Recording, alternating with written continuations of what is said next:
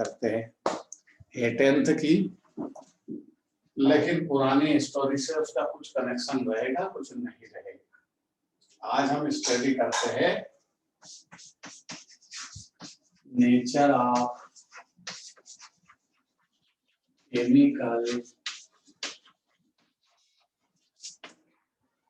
Nature of chemical bonding. इसकी study nature of chemical bonding में आप 9th-10th में स्टडी कर चुके हैं। बॉन्डिंग एटम की प्रॉपर्टी है, मतलब एटम कैसा होता है, एटम होता है अनस्टेबल।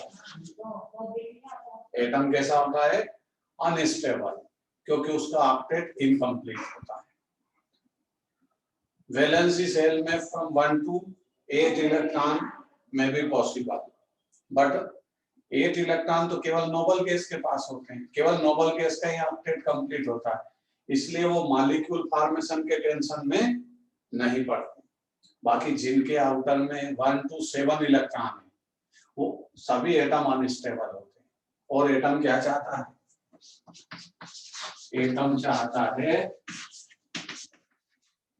अरे एटम क्या चाहता है दुनिया का, हर इंसान चाहता है स्टेबिलिटी। तो एटम अपनी स्टेबिलिटी को गेन करने के लिए कुछ भी करेगा, कुछ भी क्या करेगा, सब कुछ करेगा, ठीक। और उसके लिए अपने वैलेंसी सेल में जो इलेक्ट्रॉन प्रेजेंट है दूसरे एटम से या सेम एटम से कॉम्बिनेशन करेगा विथ टेक्निक। विथ टेक्निक मतलब अपने में से उसको जो स्टेबिलिटी के लिए बेटर फील होगा, कंफर्ट फील होगा, वैसा वो करेगा। ना आपसे पूछने आएगा ना ही मेरे से। और उस कंफर्ट फीलिंग के लिए वो स्टेबिलिटी गेन करने के लिए मॉलिक्यूल्स का फॉर्मेशन करता है। किसका फॉर्मेशन करेगा, मॉलिक्यूल्स का फॉर्मेशन करेगा। और मॉलिक्यूल अपना स्टेट कंप्लीट करेगा, इसलिए वो स्टेबल होता है। और आपको पता होगा कि कोई भी गैसियस मटेरियल है, जितने भी गैसियस मटेरियल है दुनिया में, उन सबका स्मॉलेस्ट पार्टिकल मॉलिक्यूल होता है। गैसियस मॉलिक्यूल मींस जितने भी गैस फेस में कंपाउंड दुनिया में है, उन सबका स्मॉलेस्ट पार्टिकल मॉलिक्यूल होता है। तो मॉलिक्यूल फॉर्मेशन के लिए हम स्टार्ट करेंगे nature of chemical bonding. Chemical bonding कितने नेचर का होता है, कैसा नेचर होता है उसका, तो हम जो स्टडी करके आए 10th में वही सारी कहानी है फिर से, लेकिन इसमें थोड़ा सा 11th का मिक्स करेंगे और आगे बढ़ेंगे। एक बॉन्ड होता है आयोनिक बॉन्ड और दूसरा होता है कोवेलेंट बॉन्ड।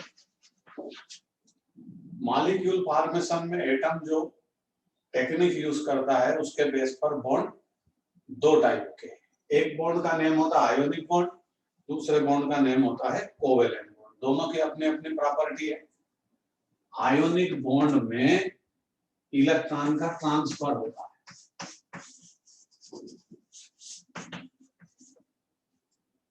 आयोनिक बॉन्ड में इलेक्ट्रॉन का ट्रांसफर होगा from one atom to another atom, और दोनों अपना अपना ऑक्टेट कंप्लीट कर लेंगे। इस टाइप के बॉन्ड का नाम क्या होता है, आयोनिक बॉन्ड। डिटेल स्टडी करेंगे अभी।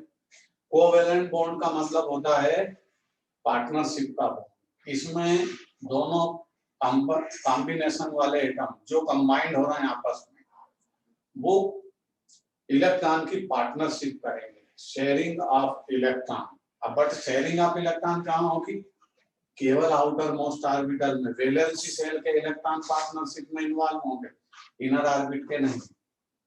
तो पार्टनरशिप का जो बॉन्ड होता है जिसमें दो एटम सेम भी हो सकते हैं, एटम डिफरेंट भी हो सकते हैं, वो वैलेंसी सेल में प्रेजेंट इलेक्ट्रॉन के बेस पर इलेक्ट्रॉन की पार्टनरशिप करते हैं और ऑक्टेट अपना कंप्लीट करते हैं। उस टाइप ऑफ बॉन्ड का नाम होता है कोवेलेंट। अब कोवेलेंट बॉन्ड फिर दो टाइप का होता है।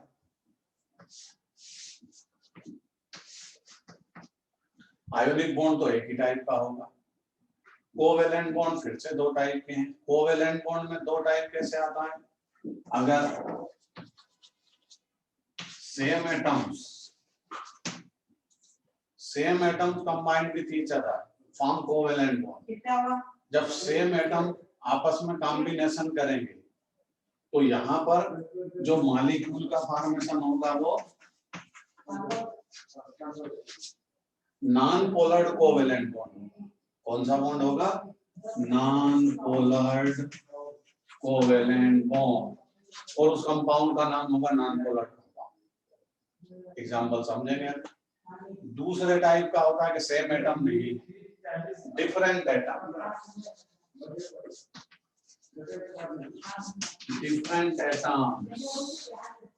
combined with each other form covalent bond through sharing of electron। Electron की शेयरिंग करेंगे, पार्टनरशिप करेंगे, बट एटम कैसे हैं? Different atom. तो यहाँ पर जो कोवेलेंट बॉन्ड का फॉर्मेशन होगा वो कैसा होगा? Pollard covalent bond. और उस कंपाउंड को बोलेंगे पोलर नेचर का वो कंपाउंड, पोलर्ड कंपाउंड। इस तरह यहाँ पर जो बॉन्ड फॉर्मेशन है वो मेनली दो टाइप का है। Ionic bond, covalent bond. Covalent bond के दो टाइप, और मॉलिक्यूल का फॉर्मेशन स्टेबिलिटी के लिए एटम की ये प्रॉपर्टी। सबसे पहले हम स्टडी करेंगे आयोनिक बॉन्ड। पहले यहाँ से ये समरी को नोट कर लीजिए और मैं एक स्टेटमेंट दूंगा, उसको नोट करिए। लिखिए, nature of chemical bonding. Nature of chemical bonding.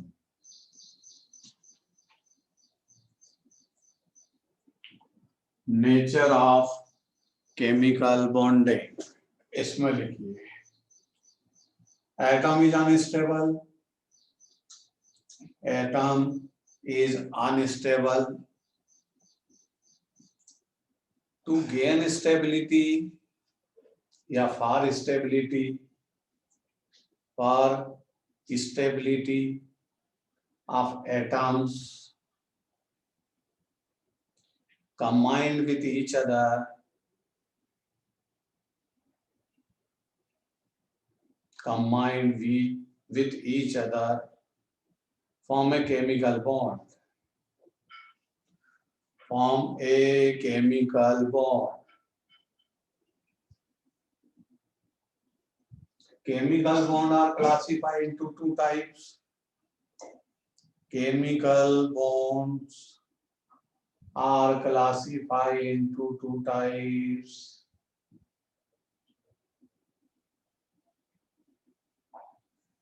Number one, ionic bond. पहले समरी लिखेंगे, बाद में फिर डिटेल स्टडी करेंगे। First ionic bond. Number second covalent bond. Covalent bond में आप नोट करिए दो टाइप का होगा। जब सेम एटम कंबाइंड होंगे तो नॉन पोलर्ड कोवेलेंट बॉन्ड, और जब डिफरेंट एटम कंबाइंड होंगे तो पोलर्ड कोवेलेंट बॉन्ड। सभी को एग्जांपल सहित स्टडी करते हैं, सबकी कंडीशन को स्टडी करेंगे, और दोनों टाइप के बॉन्ड जिन कंपाउंड के अंदर होते हैं उनकी प्रॉपर्टी की स्टडी करेंगे। तो बोर्ड पर से ये सब हटेगा, केवल नेचर ऑफ केमिकल बॉन्ड में सबसे पहले रहेगा आयोनिक बॉन्ड। आयोनिक बॉन्ड की हम स्टडी करेंगे।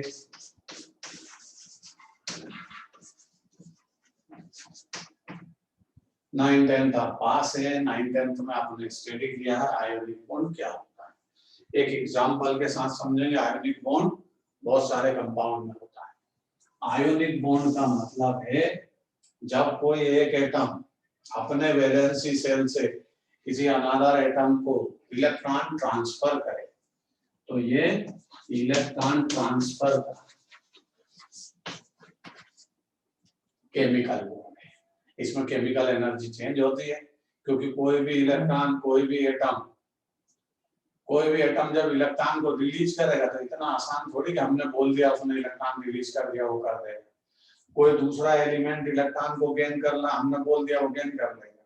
यहाँ एनर्जी का एक्सचेंज होता है। क्यों होता है उसको समझ।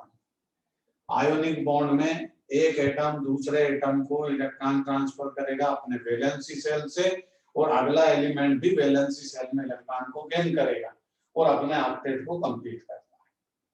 और फिर जो केमिकल बॉन्डिंग है, एनर्जी चेंज जो होगी, कभी एनर्जी रिलीज होगी, कभी एनर्जी एब्सॉर्ब होगी, और वो सारी एनर्जी उस बॉन्ड में रिजर्व हो जाएगी। कहाँ रिजर्व हो जाएगी? उस बॉन्डिंग में। उसको हम बोलते हैं बॉन्ड एनर्जी, केमिकल बॉन्ड की एनर्जी। ठीक है, क्योंकि एनर्जी का कंसेप्ट है आप सब जानते हैं, एनर्जी ना डिस्टॉर्टेड होगी ना क्रिएट होगी। Energy can not be created nor be destroyed. ना तो वो मीन्स हम उसको एक्सचेंज कर सकते हैं, one type of energy convert to another type. ये एनर्जी कंजर्वेशन का लॉ है। लॉ ऑफ मास एक्शन का means law of mass conservation भी इसका नाम है, और एनर्जी कंजर्वेशन लॉ भी इसको बोलते हैं। आ जाते हैं हम आयोनिक बॉन्ड पर। जैसे एक एग्जांपल लेते हैं, Na का आपने नाम सुना, इसका नाम सोडियम है। ये किससे रिएक्ट होगा? क्लोरीन से। क्लोरीन का नाम भी सुना है, और जब ये दोनों कंबाइंड होते हैं तो साल्ट का नाम भी सुना है, NaCl।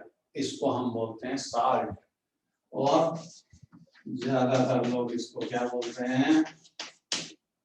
Rock salt. ये रॉक स्टार है इसलिए इसका नाम रॉक सॉल्ट है।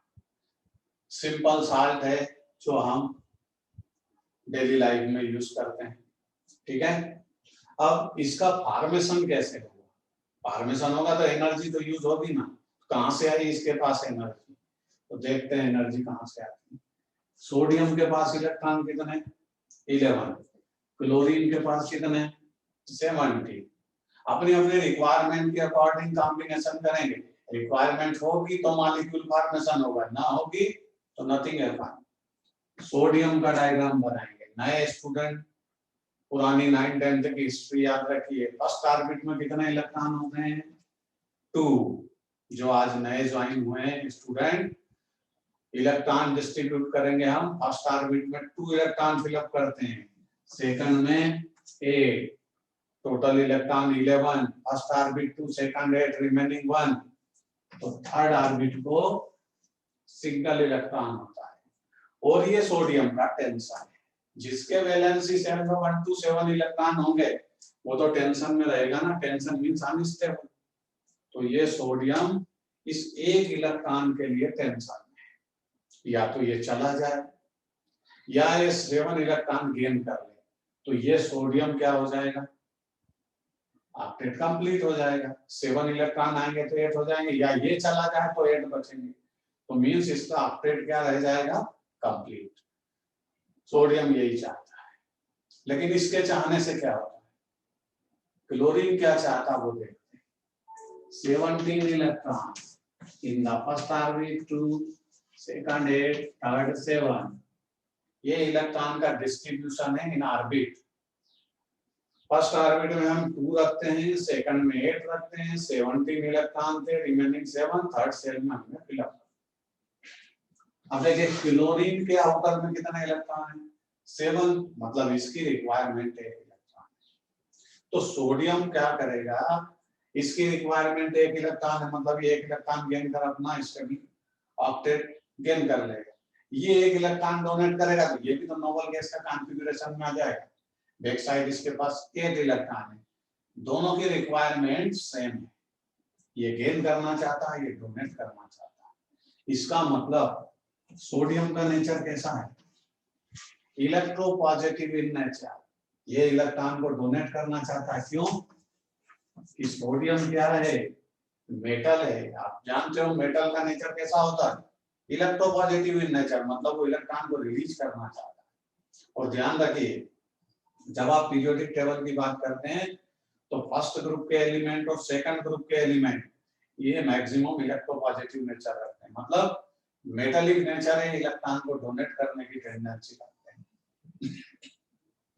ये 287 इसका नेचर इलेक्ट्रोनेगेटिव इन नेचर है, और ये नेचर में कैसा है, नॉन मेटल। ये नेचर में कैसा है, नॉन मेटल। तो ध्यान रखिए, आयोनिक बॉन्ड तभी फॉर्म होगा, ionic bond is form between metallic and non metallic element. जो मेटालिक प्रॉपर्टी रखेगा मतलब डोनर की प्रॉपर्टी रखेगा, और एक को गेन की प्रॉपर्टी होना चाहिए। ये इलेक्ट्रोनेगेटिव नेचर। अब कैसे कॉम्बिनेशन करेंगे, ये सोडियम अपना इलेक्ट्रॉन इस क्लोरीन को डोनेट कर देगा। अब देखिए, डोनेट किया तो इलेक्ट्रॉन का डोनेशन इतना आसान है, हमने बोला इलेक्ट्रॉन डोनेट कर दिया ना, उसने डोनेट कर दिया, उसकी भी स्टोरी सुनिए। जब ये इसको इलेक्ट्रॉन डोनेट करेगा, पहले कंपाउंड का फॉर्मेशन कर रहे हैं। ये देखिए, sodium nucleus, first orbit 2, second 8, 1 2 3 4 5 6 7 8। ये सोडियम का स्ट्रक्चर बचा रिमेनिंग, क्योंकि एक इलेक्ट्रॉन तो क्लोरीन को डोनेट कर चुका है। अब यहाँ पर दूसरा कौन है, chlorine in the first orbit 2, second 8, 1 2 3 4 5 6 7 8, third shell 1 2 3 4 5 6, पहले 7 थे, अब कितने हो गए, 8। ठीक, अब सोडियम के पास से एक इलेक्ट्रॉन रिलीज हुआ, मतलब गया।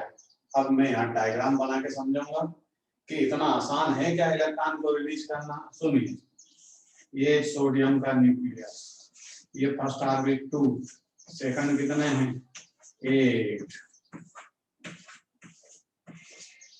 और कितने हुए 2 3 3 4 7 और 1 8। ये इलेक्ट्रॉन, ये सोडियम का डायग्राम। अब आप सोडियम के डायग्राम में ये देखिए कि इसके न्यूक्लियस के अंदर प्रोटॉन कितने, अरे इसका एटॉमिक नंबर 11 है जो यहाँ लिखा है, तो प्रोटॉन भी तो 11 होंगे न्यूक्लियस में। Proton inside the nucleus number 11, ये न्यूक्लियर चार्ज है।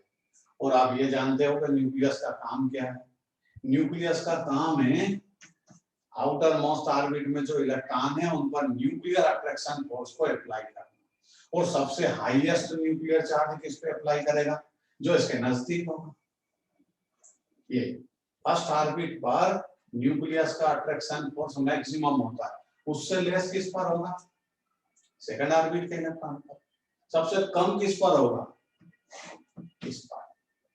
सोडियम के न्यूक्लियस का attraction force outer most electron पर मिनिमम होता है, बट होता तो है, ऐसा तो ना जीरो है, कुछ ना कुछ अट्रैक्शन फोर्स होगा, तभी तो यहाँ रुका हुआ। अब आप चाहते हो ये इलेक्ट्रॉन चला जाए, किसके पास जाएगा, सोडियम इसको रिलीज करना चाहता, बट ऐसा नहीं कि रिलीज करना चाहता, न्यूक्लियस थोड़ी चाहता है रिलीज करना, न्यूक्लियस पॉजिटिव चार्ज है, न्यूक्लियस के अंदर पॉजिटिवली चार्ज है प्रोटॉन, वो कभी भी इलेक्ट्रॉन को रिलीज करना नहीं चाहता, क्योंकि इलेक्ट्रॉन नेगेटिव चार्ज पार्टिकल है, दोनों का अट्रैक्शन है, दोनों की सेटिंग है, वो इसको रिलीज नहीं करने। हम मन से बोल देते हैं कि ये जाना चाहता, जाना आना नहीं चाहता, न्यूक्लियस उसको रोक के रखेगा, क्योंकि वो अपोजिट चार्ज।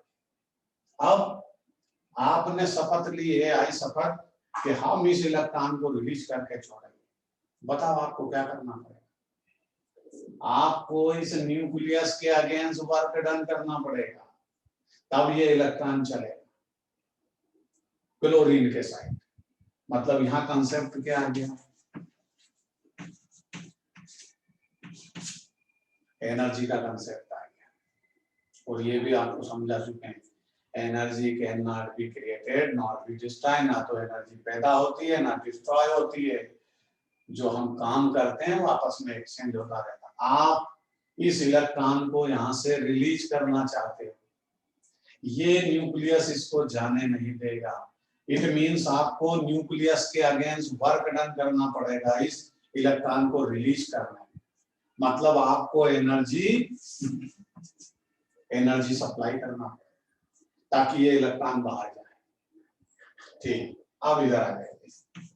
ये chlorine in the first orbit 2 second 8 2 3 4 5 6 7 8 outer में कितने हैं 7 1 2 3 4 5 6 7।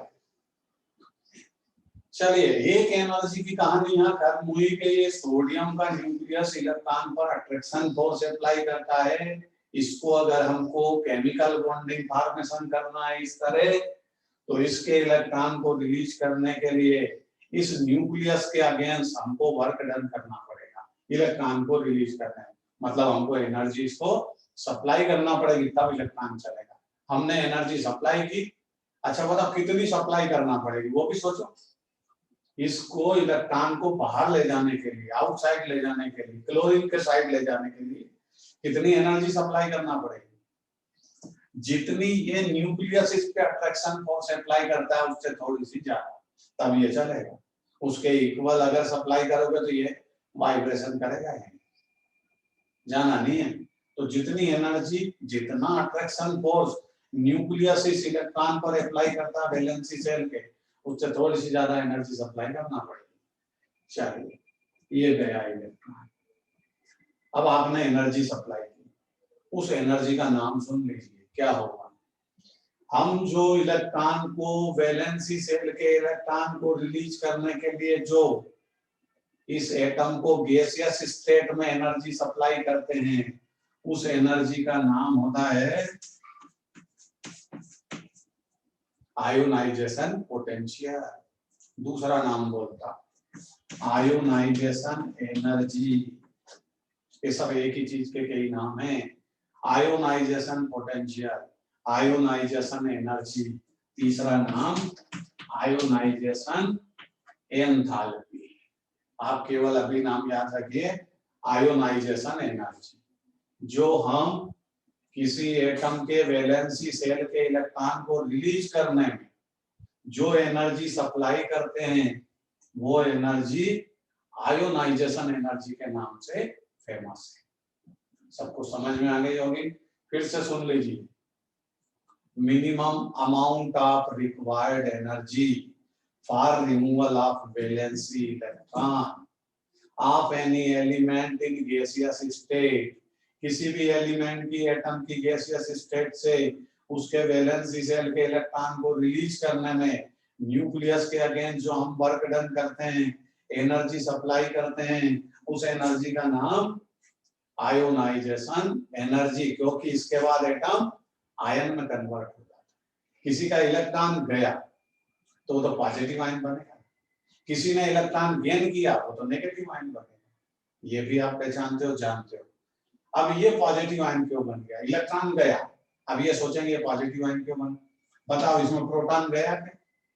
अरे प्रोटॉन तो न्यूक्लियस में प्रोटॉन भी गया, इलेक्ट्रॉन गया वैलेंसी सेल का। प्रोटॉन कितने हैं? 11। बताओ इलेक्ट्रॉन कितने?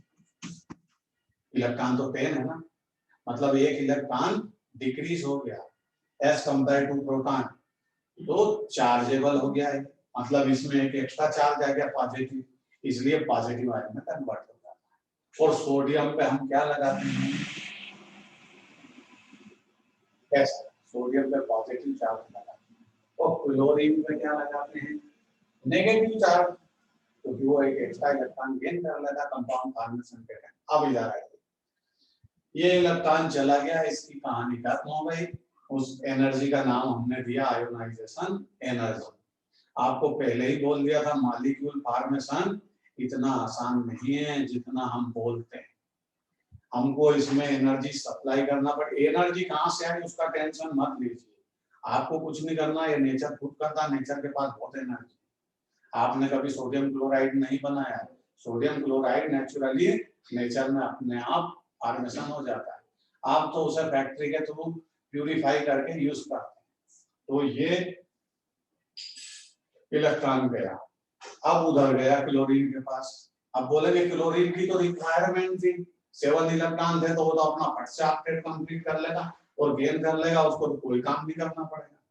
ऐसा नहीं होता। क्यों काम करना पड़ता है? सुनिए, इलेक्ट्रॉन नेगेटिवली चार्ज पार्टिकल होता है, और जब इसको कोई गेन करेगा, अरे गेन करना कौन चाहता है? इधर इसको रोके हुए कौन था? न्यूक्लियस। इधर गेन करना कौन चाहता है? इधर भी न्यूक्लियस गेन करना चाहता है। ये प्रोटॉन कितने हैं क्लोरीन में? प्रोटॉन 70। अब न्यूक्लियस गेन करना चाहता है, ये आया इलेक्ट्रॉन, आएगा कहां? अरे आएगा तो इस ऑर्बिट में ना, आउटर मोस्ट सेल में आएगा ना ये। ठीक, अब ये आउटर मोस्ट सेल में आएगा तो यहाँ तो इलेक्ट्रॉन बैठे हैं 7। आउटर में देखो क्लोरीन के कितने इलेक्ट्रॉन बैठे? 7 इलेक्ट्रॉन है आउटर मोस्ट में। अरे न्यूक्लियस गेन करना चाहता, बट न्यूक्लियस तो सेंटर में बैठा है। जहां ये इलेक्ट्रॉन शिफ्ट होगा वहां तो ऑलरेडी 7 इलेक्ट्रॉन बैठे हैं। इलेक्ट्रॉन इलेक्ट्रॉन का दुश्मन है, दोनों नेगेटिवली चार्ज पार्टिकल है। ये 7 इलेक्ट्रॉन इस इनकमिंग इलेक्ट्रॉन को रिपल्सन फोर्स अप्लाई कर, फिर से ध्यान से सुन लीजिए। इनकमिंग इलेक्ट्रॉन को न्यूक्लियस तो गेन करना चाहता है, लेकिन आउटर मोस्ट सेल में जो 7 इलेक्ट्रॉन है क्लोरीन के, वो नेगेटिवली चार्ज पार्टिकल है, और वो इस इनकमिंग इलेक्ट्रॉन पर रिपल्सन फोर्स अप्लाई करेगा। तो बताओ ये गेन कर पाएगा? नहीं। कैसे गेन करेगा? ये तो बैठे हुए बाहर रिपल्सन कर रहे हैं। घर के अंदर ये सबसे अंदर वाला रूम है, बाहर किसी के गार्ड बिठा दिए कि कोई भी आए तो उसको अंदर मत आने देना। गार्ड क्या उसको अंदर आने देगा? नहीं, गार्ड भगा देगा, बोले नहीं साहब की परमिशन नहीं। तो यहाँ न्यूक्लियस साहब तो अंदर बैठे, ये तो चाहते हैं इलेक्ट्रॉन आए, लेकिन गार्ड नहीं चाहता कि अंदर जाए। तो गार्ड इस पे क्या करेगा? रिपल्सन फोर्स अप्लाई करेगा। इस रिपल्सन फोर्स के अगेंस्ट कौन एनर्जी वेस्ट करेगा? आपके पास है एनर्जी जो इस NaCl मॉलिक्यूल को फॉर्मेशन में यूज कर सकते हो? बोले नहीं सर, हम बोले फालतू कामों में नहीं पड़ते, हम खाली स्टडी करते हैं मॉलिक्यूल, सबको कोई लेना देना नहीं। तो फिर ये न्यूक्लियस वर्क डन करे? भाई गरज किसकी है इलेक्ट्रॉन को गेन करने की? सीधी सी बात है, क्लोरीन के न्यूक्लियस को गरज है इलेक्ट्रॉन गेन करने की, वो चाहता है इलेक्ट्रॉन को। ये आउटर मोस्ट के इलेक्ट्रॉन तो चाहते ही नहीं, वो तो रिपल्सन लगाएंगे क्योंकि सेम चार्ज है। तो यहाँ बात खत्म ये हुई कि क्लोरीन का न्यूक्लियस चाहता है इस इलेक्ट्रॉन को गेन करना, और उसके आउटर मोस्ट में बैठे इलेक्ट्रॉन रिपल्सन ही लगाएंगे, क्योंकि कभी चेंज नहीं होती प्रॉपर्टी। जिस दिन से इलेक्ट्रॉन का हैप्पी बर्थडे होता है, वो उसी दिन से कमी ना होता है, मतलब इलेक्ट्रॉन को रिपल करेगा और न्यूक्लियस को अट्रैक्ट करेगा। ठीक है, प्रॉपर्टी बदलेगी नहीं उसकी, क्या आज इलेक्ट्रॉन आया तो रिपल कर रहा है, कल आएगा तो ये अट्रैक्शन कर लेगा, ये हमेशा रिपल करेगा। न्यूक्लियस की प्रॉपर्टी क्या है? न्यूक्लियस की प्रॉपर्टी है कि वो इलेक्ट्रॉन पर अट्रैक्शन फोर्स ही लगाएगा। तो यहाँ पर प्रॉब्लम यहाँ आकर के खत्म हुई कि इस इलेक्ट्रॉन इनकमिंग को गेन करने की प्रॉपर्टी या न्यूक्लियस उसको गेन करना चाहता है, तो न्यूक्लियस करे वर्क डन। यहाँ हमने वर्क डन कर दिया था इलेक्ट्रॉन को रिलीज करने में, यहाँ ये न्यूक्लियस वर्क डन करेगा। Work done by nucleus, nucleus को वर्क डन करना पड़ेगा क्योंकि न्यूक्लियस की तरह से इस इलेक्ट्रॉन को गेन करना। न्यूक्लियस वर्क डन करेगा, एनर्जी रिलीज हो जाएगा। जब कोई वर्क डन करता है तो उसकी एनर्जी रिलीज होती ना। ये तो सिंपल सा रूल है कि आप दौड़ लगाओगे तो आपकी एनर्जी खत्म होगी, चुपचाप बैठे रहोगे तो कोई एनर्जी वेस्ट नहीं होगी। तो न्यूक्लियस ने वर्क डन किया तो उसकी एनर्जी रिलीज हुई और इस इलेक्ट्रॉन को उसने गेन कर लिया। ये आ गया इलेक्ट्रॉन, ऑक्टेट कंप्लीट हो गया। प्रोटॉन पहले कितने थे? 17। इलेक्ट्रॉन कितने हो गए? इलेक्ट्रॉन 18 हो गए। इसके पास एक एक्स्ट्रा इलेक्ट्रॉन है, मींस ये नेगेटिव है। तो क्लोरीन यहाँ कैसा हो गया? ये नेगेटिव, और सोडियम कैसा हो गया? पॉजिटिव। इलेक्ट्रॉन के ट्रांसफर से हम आयोनिक बॉन्ड की स्टडी कर रहे हैं, ये ध्यान रखिए, भूलिए मत कि हम क्या स्टडी कर रहे हैं। आयोनिक बॉन्ड की स्टडी कर रहे हैं। आयोनिक बॉन्ड में जो केमिकल बॉन्ड है उसमें एनर्जी चेंज होती है, उसी को हम केमिकल बॉन्ड की एनर्जी के नाम से जानते। अब सुनो कहानी अगली। सोडियम कैसा हो गया पॉजिटिव, क्लोरीन कैसा हो गया नेगेटिव। ये तो दुनिया जानती है, पॉजिटिव नेगेटिव का अट्रैक्शन होगा, और अट्रैक्शन होगा तो ये केमिकल बॉन्ड का फॉर्मेशन होगा। अब मैं एक चीज सोचो आप दिमाग में, इतने सालों से आप बॉन्ड पढ़ते आए हो, अरे बॉन्ड कोई होता है क्या? आप बोलोगे सर जैसे NaCl बना तो हम ये लाइन खींचते हैं इसके बीच में, ये बॉन्ड है। अरे लाइन तो रिप्रेजेंटेशन है, बॉन्ड का मतलब ओनली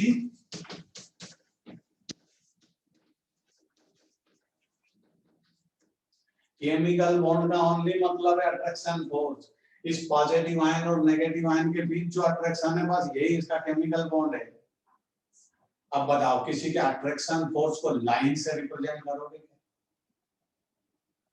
बट ये पैटर्न है केमिस्ट्री में कि किसी भी मॉलिक्यूल का जब फॉर्मेशन होता है तो उसके बीच में हमको लाइन बनाने का पैटर्न, उसी को बॉन्ड रिप्रेजेंटेशन कहते हैं। तो NaCl के बीच में ये जो लाइन है ये केमिकल बॉन्ड तो है, बट ये कौन सा बॉन्ड है? ये बॉन्ड वगैरह नहीं, ये है इन दोनों का अट्रैक्शन फोर्स है, उसी को हम केमिकल बॉन्ड के नाम से जानते हैं।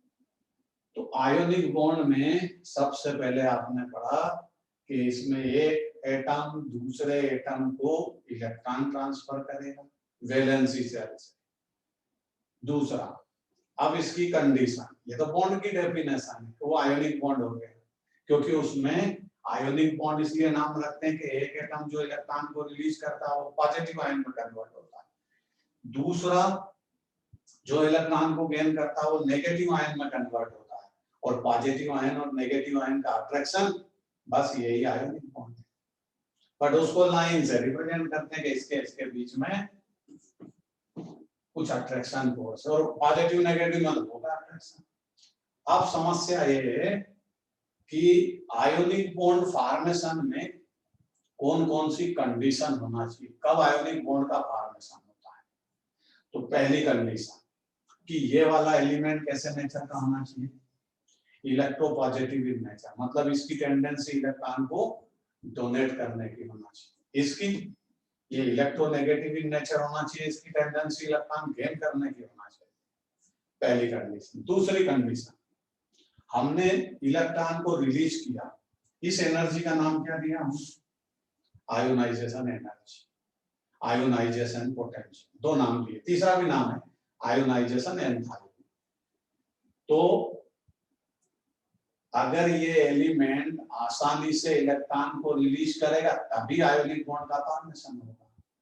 अगर ये डिफिकल्टी से रिलीज करता है तो हमको ज्यादा वर्क डन करना पड़ेगा, और हम नहीं चाहते कि ज्यादा वर्क डन करें, क्योंकि हम तो निहायत ही आलसी किस्म के लोग, हम चाहते ही नहीं वर्क डन करना।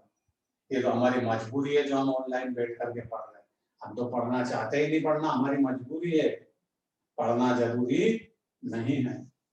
तो समस्या क्या आई कि इस इलेक्ट्रॉन को आपको रिलीज करना है, अगर इसकी आईपी की वैल्यू हायर हुई तो ये इलेक्ट्रॉन रिलीज बड़ी डिफिकल्टी से करेगा, और आप काम को बंद कर दो। बोले अपने को मगजमारी करना ही नहीं, बोले तो फालतू एनर्जी वेस्ट करते हो इस इलेक्ट्रॉन को रिलीज करना। तो सेकंड कंडीशन क्या है, the value of IP should be lower, इसकी आईपी की वैल्यू लोअर होना चाहिए।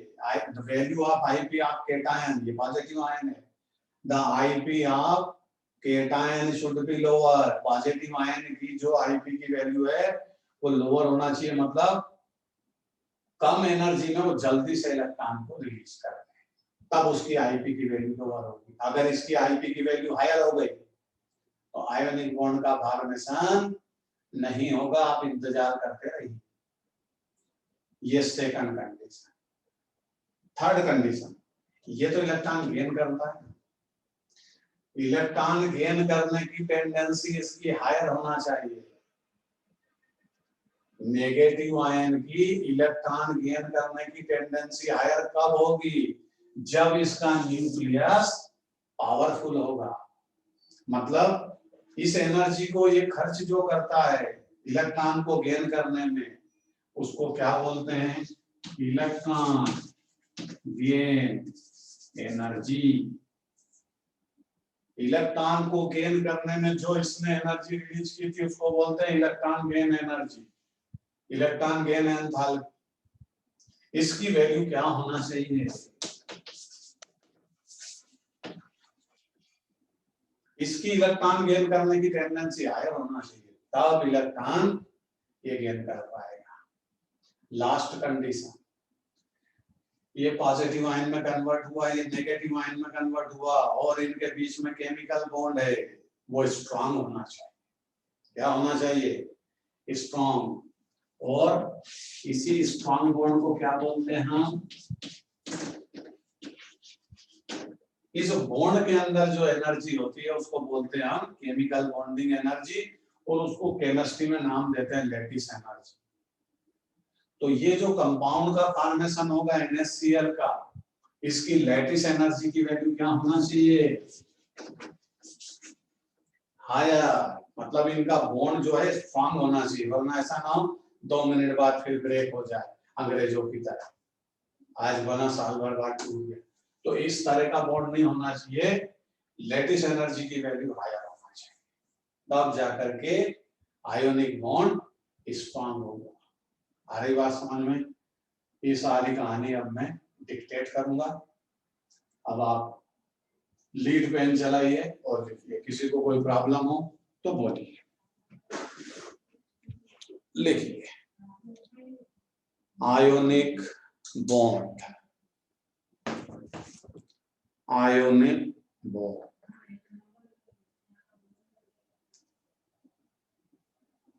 when electron transfer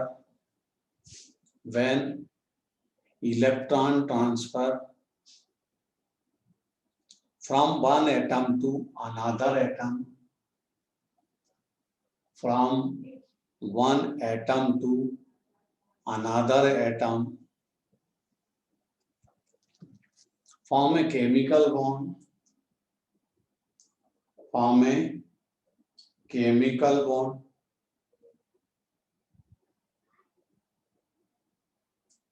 known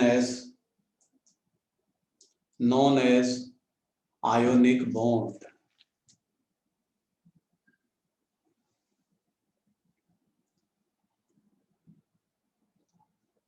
अब कंडीशन लिखिए आयोनिक बॉन्ड में।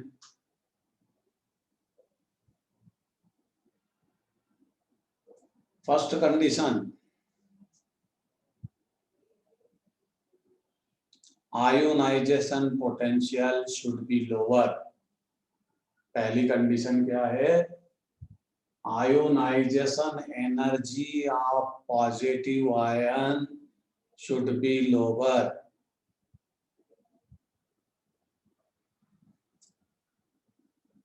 अब आयोनाइजेशन पोटेंशियल की हम डेफिनेशन लिखेंगे। आयोनाइजेशन पोटेंशियल या आयोनाइजेशन एनर्जी की डेफिनेशन लिखिए, क्या होगी? इसमें डेफिनेशन होगी, मैंने पहले भी बोली थी, फिर से बोलता, आयोनाइजेशन एनर्जी, आयोनाइजेशन एंथैल्पी या आयोनाइजेशन पोटेंशियल, ये तीनों एक ही चीज के तीन नाम है, आपको जो अच्छा लगे वो लिख लीजिए। अब मैं डेफिनेशन बोलूंगा, minimum amount of required energy, minimum amount of required energy for removal of valency electron, for removal of valency electron of any element, of any element in gaseous state, उसकी गैसियस स्टेट होना चाहिए, in gaseous state is called ionization potential, is called ionization potential.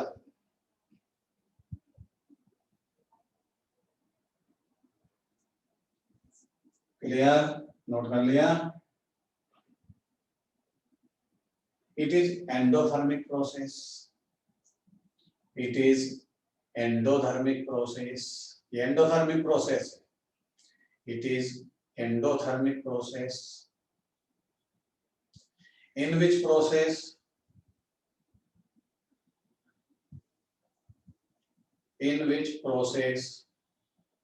energy is supplied,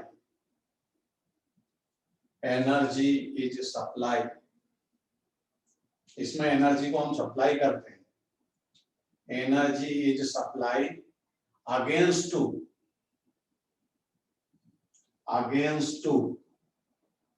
attraction force between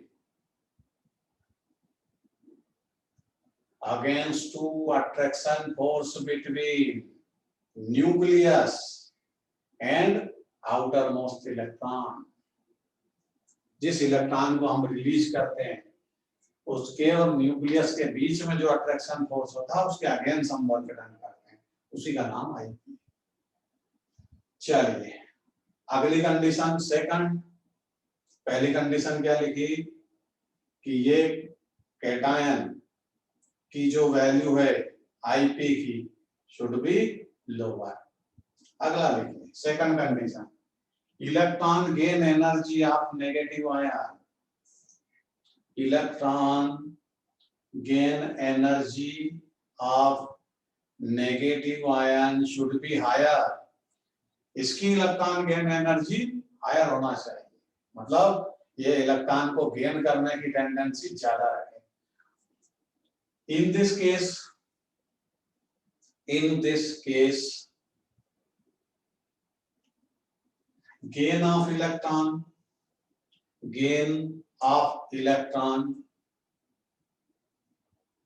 work done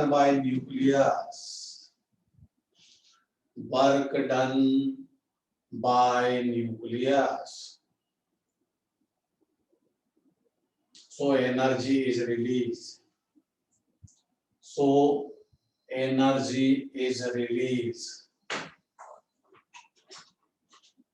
it is exothermic process,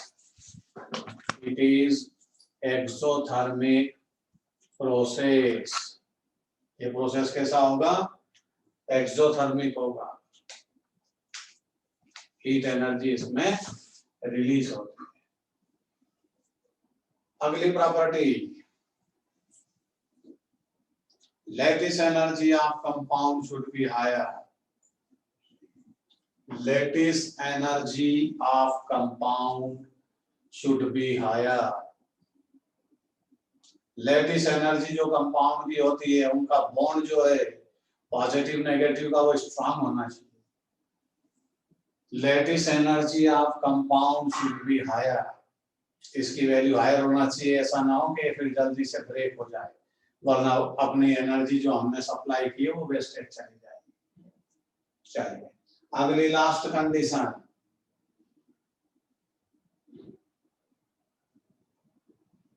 cation should be electropositive in nature, cation should be electropositive in nature,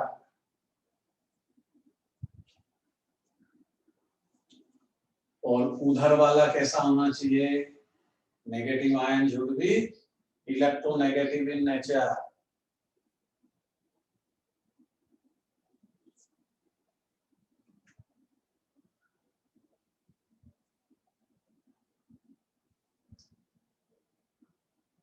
अगला point,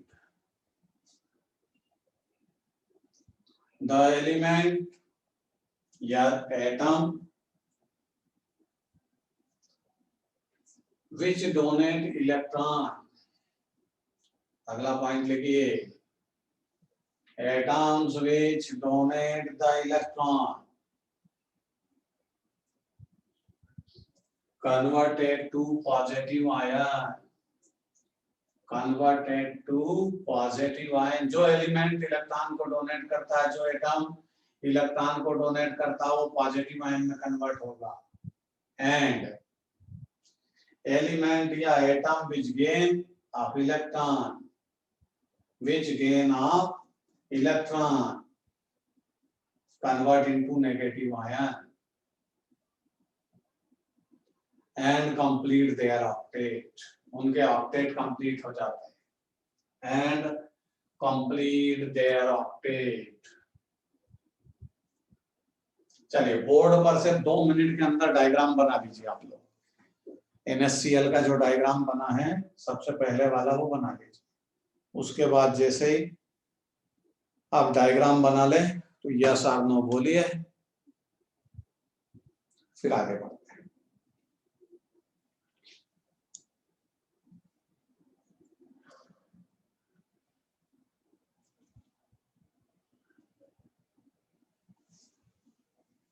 Shravani, yes sir. Note कर लिया diagram? नहीं sir, कर रही हूँ। हाँ लिखिए। समझ में आ गया sir? Yes sir. Sneha? Yes sir. ठीक है। Afreen? Yes sir. Anjali? Yes sir. Anagha? समझ में आया अनघा? Yes sir. है, आवाज कैसी निकली अनघा की? जोर से बोल यस सर। Yes sir. हाँ ऐसे। Anushka? Yes sir. Okay, board पर से डायग्राम बनाइए और लिखिए यस और नो। तो फिर हम आयोनिक बॉन्ड की प्रॉपर्टी की स्टडी करते हैं। आयोनिक बॉन्ड जिन कंपाउंड के अंदर होगा वो आयोनिक कंपाउंड के नाम से फेमस होंगे और उनके अंदर कौन कौन सी प्रॉपर्टी होती है।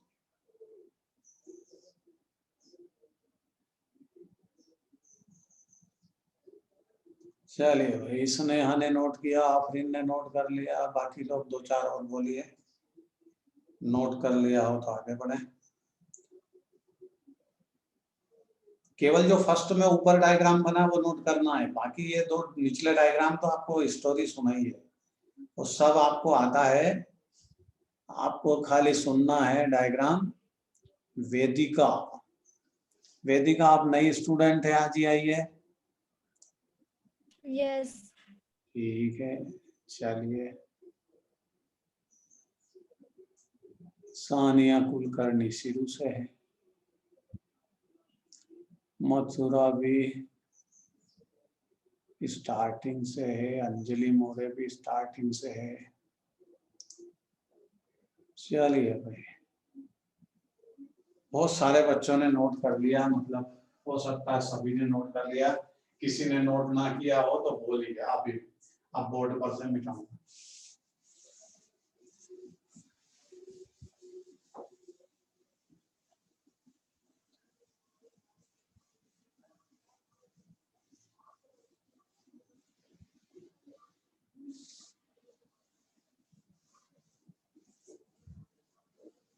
चलिए अब next heading,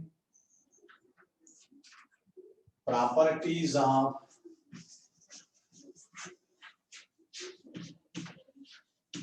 ionic compound. Properties of ionic compound, ionic bond के बारे में हमने स्टडी की और NaCl इसका सबसे बेहतर एग्जाम्पल। और भी होते हैं, मैग्नीशियम के कंपाउंड भी आयोनिक कंपाउंड होते हैं। लिथियम, लिथियम को छोड़ दीजिए, sodium, calcium, magnesium, barium, first और सेकंड ग्रुप के जितने भी एलिमेंट है अधिकांश आयोनिक कंपाउंड का फॉर्मेशन करते हैं।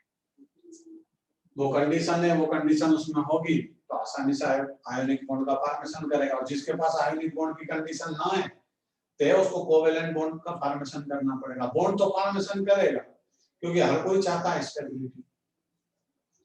तो properties of ionic compound means जिन कंपाउंड के अंदर आयोनिक बॉन्ड होता है उनके अंदर प्रॉपर्टी क्या होती है। पहली प्रॉपर्टी, ये पॉजिटिव और नेगेटिव आयन का अट्रैक्शन है। बॉन्ड का मतलब समझ लीजिए, बॉन्ड का मतलब होता है only attraction force between two opposite point charge. जैसे आप सोडियम की बात करोगे, ये है सोडियम, अरे इसमें कितने इलेक्ट्रॉन है कितने प्रोटॉन, अपने को क्या लेना देना। लेकिन सोडियम किस तरह काम करता है, यहाँ पर पॉजिटिव चार्ज की तरह। और क्लोरीन कैसा काम करता है, नेगेटिव बेटा। तो एटम तो स्फेरिकल इन शेप होता है। इसको हम कंसीडर करें सोडियम, इसको कंसीडर करें क्लोरीन, बस इनके बीच जो अट्रैक्शन है उसी का नाम केमिकल बॉन्ड। अच्छा एक बात बताओ, इतने सालों से आप पढ़ रहे हो, फिजिक्स भी पढ़ते हो, केमिस्ट्री भी पढ़ते हो, फोर्स नजर आता है क्या आपको? फोर्स हमें दिखाई देता है क्या? नहीं, फोर्स किसी को दिखाई नहीं देता, वो एक इमेजिनरी कंसेप्ट है कि हमने किसी पे फोर्स अप्लाई किया तो वो चलने लगेगा, मूवेबल हो जाएगा। जैसे ये कोई बॉक्स है, यहाँ सरफेस पर आपने इस पे फोर्स अप्लाई किया, ये उस डायरेक्शन में चलने लगेगा। तो फोर्स हमने अप्लाई किया, दिखता थोड़ी है फोर्स। इलेक्ट्रिसिटी नजर आती है आपको? नहीं।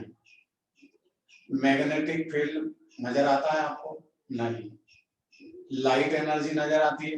नहीं। ये इमेजिन है खाली कि लाइट आएगी तो उजाला हो जाएगा, लाइट ना है तो डार्क हो जाता है, ये हमारे कंसेप्ट है।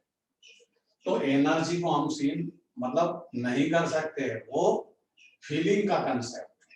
जैसे फोर्स, फोर्स दिखाई नहीं देगा आपको कि ये फोर्स लगाया किसी ने तो दिख रहा है आपको, वो फीलिंग का कंसेप्ट है। मतलब उसको हम मेजर कर सकते हैं कितना फोर्स उसने अप्लाई किया।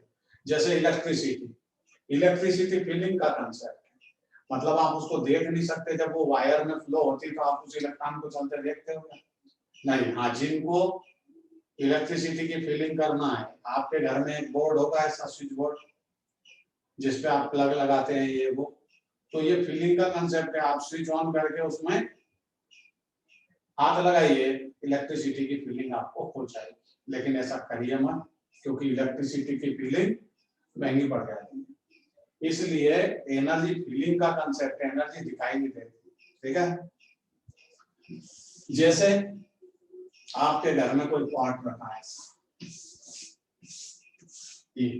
समझो एक कुकर है जिसमें हम फूड मटेरियल को कंप्लीट करते हैं, और इसके अंदर कोई फूड मटेरियल 100 डिग्री सेंटीग्रेड, और यहाँ मम्मी ने उठा के इसको एक तरफ रख दिया। आपने देखा कुकर रखा हुआ है, 100 डिग्री टेम्परेचर है उसके इनसाइड का, अभी गैस से उठा के अलग रखा है, आपने जाकर के इसको हाथ लगाया, बताओ उसके पहले आपको फीलिंग थी क्या कि अंदर 100 डिग्री का टेम्परेचर है? नहीं। दूर से देखने पे आप हीट एनर्जी को फीलिंग नहीं कर सकते, ना देख सकते, बस आप जैसे हाथ लगाओगे आपको हीट एनर्जी का फीलिंग हो जाएगा। बट ऐसा करिए मत, क्योंकि एनर्जी फीलिंग का कंसेप्ट महंगा पड़ जाता है। तो समझाने का मतलब है कि ये जो अट्रैक्शन फोर्स है यही केमिकल बॉन्डिंग है। लेकिन अट्रैक्शन फोर्स तो अट्रैक्शन फोर्स होता है, दिखाई थोड़ी देता है कि किसमें कितना अट्रैक्शन है। ये दोनों अट्रैक्शन फोर्स से केमिकल बॉन्ड का फॉर्मेशन करते हैं। तो पॉजिटिव चार्ज और नेगेटिव चार्ज, इन दोनों को हम क्या बोलते हैं? Point charge. इसको क्या बोल सकते हैं हम? Point charge. फिजिक्स में बोलते हो आप, पॉजिटिव चार्ज होता है कि नेगेटिव चार्ज होता है, पॉइंट चार्ज के नाम से उनको बोलते हैं। फिर उनके आसपास की इलेक्ट्रिक फील्ड मेजर करते हैं, बहुत सारी प्रॉब्लम्स है। अभी हम क्या देखेंगे कि ये पॉजिटिव चार्ज है, ये नेगेटिव पॉइंट चार्ज है। बताओ इन दोनों के बीच में अट्रैक्शन फोर्स कौन सा होता है? आप बोलोगे सर इसके अंदर इलेक्ट्रोस्टैटिक अट्रैक्शन फोर्स होता है, दो पॉइंट चार्ज के बिटवीन इलेक्ट्रोस्टैटिक अट्रैक्शन फोर्स होता है। और आयोनिक बॉन्ड में, आयोनिक कंपाउंड में यही इलेक्ट्रोस्टैटिक अट्रैक्शन फोर्स की वैल्यू क्या होती है? Higher. In ionic compound the electrostatic attraction force की वैल्यू हायर होती है। ये आयोनिक बॉन्ड की प्रॉपर्टी, आयोनिक कंपाउंड की पहली प्रॉपर्टी। क्लियर? अब देखो सेकंड पॉइंट, अगर किसी की बॉन्ड एनर्जी बहुत ज्यादा अट्रैक्शन फोर्स है तो उसको आसानी से आप ब्रेक कर सकते हो क्या? नहीं। इसलिए इनका इलेक्ट्रोस्टैटिक अट्रैक्शन फोर्स की वैल्यू हायर है, और बॉन्ड वैल्यू हायर होगी, बॉन्ड एनर्जी हायर होगी, अट्रैक्शन फोर्स हायर होगा। उसी के बेस पर तो फिजिकल स्टेट है दुनिया में कितनी फिजिकल स्टेट है? मैटर की 3 फिजिकल स्टेट है। अब तो बहुत सारे साइंटिस्ट ने 5 स्टेट अलग अलग कैलकुलेट कर दी, जेम जेलिना मेल मेसाना और भी अलग अलग टाइप की। हम फिजिकल स्टेट 3 मानते हैं। कौन कौन सी? Solid, liquid, gas. और ये किसके बेस पर है? ये तो उनके पार्टिकल के अट्रैक्शन फोर्स के बेस पर है। पार्टिकल का अट्रैक्शन फोर्स मिनिमाइज होगा तो वो मटेरियल क्या होगा? वो मटेरियल तो गैस होगा। अगर पार्टिकल का अट्रैक्शन फोर्स इंक्रीज हुआ तो वो मटेरियल लिक्विड में कन्वर्ट होगा। और जिसके पास पार्टिकल का अट्रैक्शन फोर्स हायर है दुनिया में वो सॉलिड है। तो आयोनिक कंपाउंड की सेकंड प्रॉपर्टी है दे आर सॉलिड। ये सॉलिड होते हैं। क्यों सॉलिड है?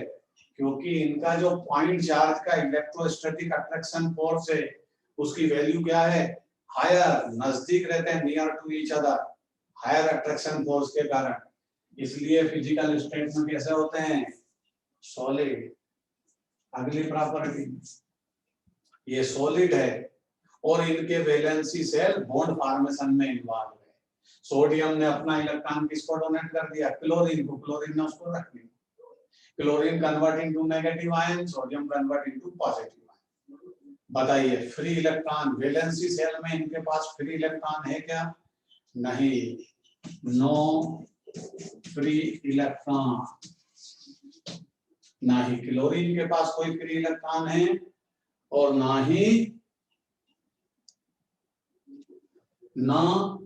सोडियम के पास कोई फ्री इलेक्ट्रॉन है। फ्री इलेक्ट्रॉन का मतलब होता है वैलेंसी सेल में इलेक्ट्रॉन। जो वैलेंसी सेल में इलेक्ट्रॉन होता है उसको हम फ्री इलेक्ट्रॉन बोलते हैं। तो फ्री इलेक्ट्रॉन ना तो सोडियम के पास है ना क्लोरीन के पास, दोनों ने उसको बॉन्ड फॉर्मेशन में इन्वॉल्व कर लिया है। इसलिए no free electron in ionic compound, so they are bad conductor of electricity. वो इलेक्ट्रिसिटी के बैंड कंडक्टर होंगे। क्यों? इलेक्ट्रिसिटी तो फ्लो फ्री इलेक्ट्रॉन के कारण होगी। फ्री इलेक्ट्रॉन इनमें है ही नहीं, वो तो बॉन्ड फॉर्मेशन में इन्वॉल्व है। इसलिए ये इलेक्ट्रिसिटी के बैंड कंडक्टर। अगली property, they are called electrolyte. क्या बोलते हैं हम इनको? इलेक्ट्रोलाइट। क्या होता है इलेक्ट्रोलाइट? सुन लीजिए। जो मटेरियल सॉलिड फेस में, जैसे NaCl का एग्जांपल लेंगे अपन, जो मटेरियल सॉलिड फेस में इलेक्ट्रिसिटी का बैंड कंडक्टर हो, NaCl जो है इलेक्ट्रिसिटी का बैंड कंडक्टर होता है सॉलिड फेस में, क्योंकि उसमें फ्री इलेक्ट्रॉन एब्सेंट है। बट जैसे ही हम सोडियम क्लोराइड को मेल्ट करें, मोल्टन स्टेट में ले जाएं उसके मेल्टिंग पॉइंट पर, या उसको वाटर में डिसॉल्व कर दें, तो NaCl आयंस में डिसोसिएट हो जाएगा। ये ब्रेक हो गया पॉजिटिव और नेगेटिव आयन में। और जब इसमें 2 इलेक्ट्रोड डिप्ट करेंगे और करंट फ्लो करेंगे तो ये NaCl का सॉल्यूशन इलेक्ट्रिसिटी का गुड कंडक्टर हो जाएगा। लेकिन इसमें इलेक्ट्रिसिटी किसके कारण फ्लो हुई? पॉजिटिव आयन और नेगेटिव आयन के कारण फ्लो होगी, फ्री इलेक्ट्रॉन के कारण नहीं। आ रही बात समझ में? तो ऐसे कंपाउंड, ऐसे सब्सटेंस को इलेक्ट्रोलाइट के नाम से जानते हैं जो अपनी सॉलिड फेस में इलेक्ट्रिसिटी का बैंड कंडक्टर हो, बट अपनी डिसॉल्व स्टेट में जब उसको वाटर में डिसॉल्व कर दे, वो आयन में डिसोसिएट हो जाए, तो वो इलेक्ट्रिसिटी का गुड कंडक्टर हो जाए, उसको हम बोलते हैं इलेक्ट्रोलाइट। ठीक है। अगला, ये वाटर सोल्यूबल है। क्या है ये? Water soluble. और ऑर्गेनिक कंपाउंड में ये इनसोल्यूबल है। ठीक है। लिखिए properties of ionic compound. Properties of ionic compound. Heading लिखा आपने सबने? लिखिए। Yes sir. ठीक है। आज वीडियो कैसा दिख रहा है? मैंने कुछ चेंज किया, करेक्शन किए बहुत सारे अपने। कल से बेहतर है वीडियो, मतलब आपको नेट में? हाँ ना बोली? Yes sir. चलिए देखिए, झूठ बोल दिया आपने सर को मन रखने के लिए, सर खुश हो जाएंगे, कोई बात नहीं। Next, properties of ionic compound. लिखिए first property, they are solid in physical state. पहली property, they are solid in physical state is due to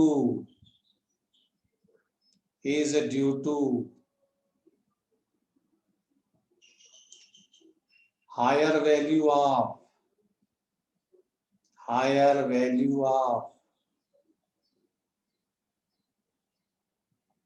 electrostatic attraction force.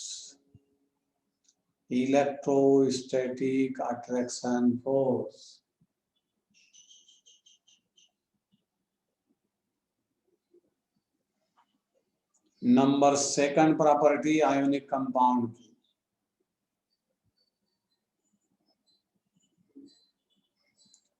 They are bad conductor of electricity, या these are, जो भी आप अंग्रेजी जो बोल गए हो, these are bad conductor of electricity.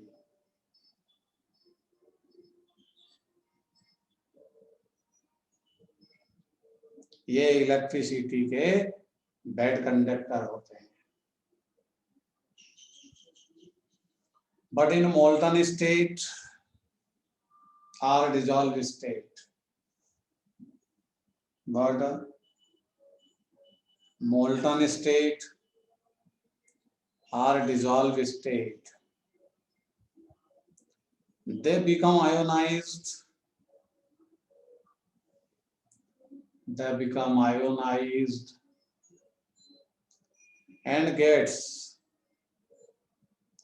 and gets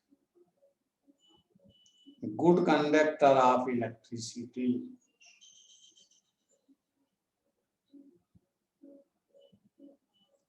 Good conductor of electricity. So they are called electrolytes.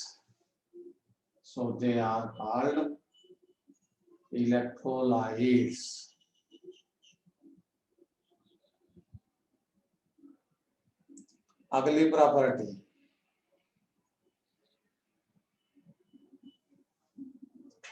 water soluble. These are water soluble. Ionic compound water soluble and insoluble in organic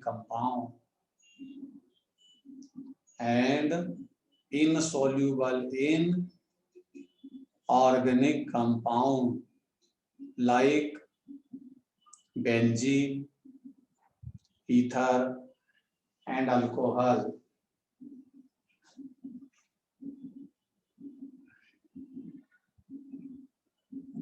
Last property number 4.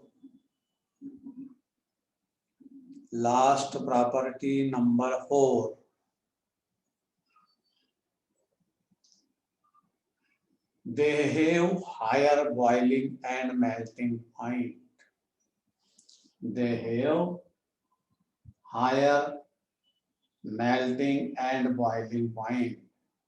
इनके melting point और boiling point higher होते हैं। लिख लिया भाई सबने? Note कर लिया जितने पॉइंट मैंने बोले? किसी को कोई प्रॉब्लम? बोर्ड पर से डायग्राम बनाना ही नहीं है आपको, जो समझाया वो तो नोट करवा दिया। ठीक है, हाँ ना बोलिए।